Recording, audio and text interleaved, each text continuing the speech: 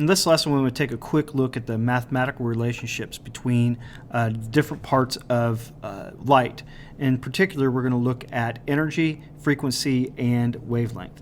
As you can see in the diagram, we can the increasing energy and frequency as we go from the left to the right. So radio waves are going to be low in energy, they're going to be low in frequency. They have long wavelengths. As we move to the right, we get to the gamma rays, which are going to have short wavelengths, they're going to have high energy, and therefore they're going to have high frequency as well. And we already see that we've got some direct and inverse relationships being shown here. The first relationship we want to look at is the relationship between the speed of light and the wavelength and frequency. The speed of light is represented by the symbol c, and the value for the speed of light is a constant.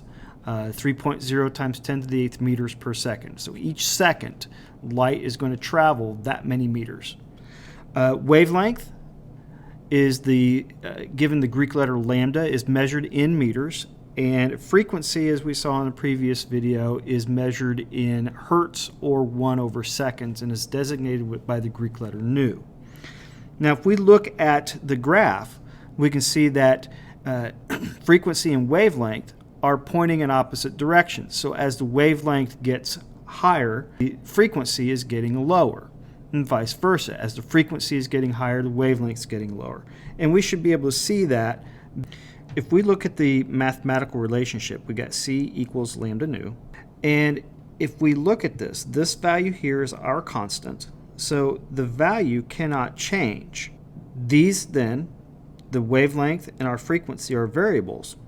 So mathematically, if this were to increase and the c, the speed of light, needs to remain constant, our frequency must decrease then. So if we have longer wavelengths, so if wavelength increases, then our frequency is going to have to decrease so that our value for c remains the same.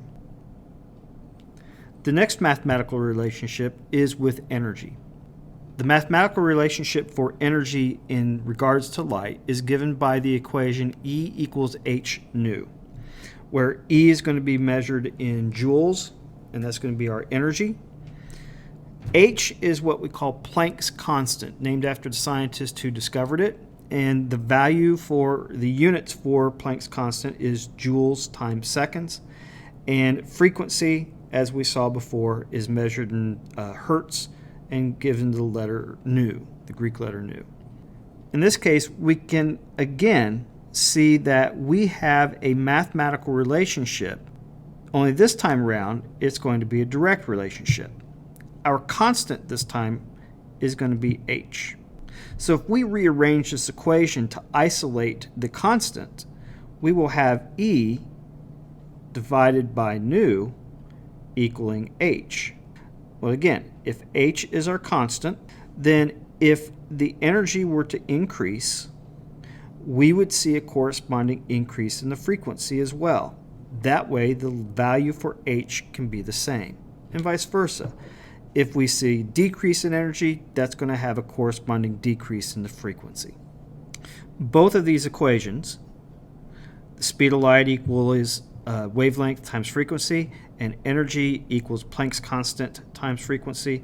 Both of these equations for us are pretty much plug and chug equations. These two equations can be brought together because they have the common value of nu.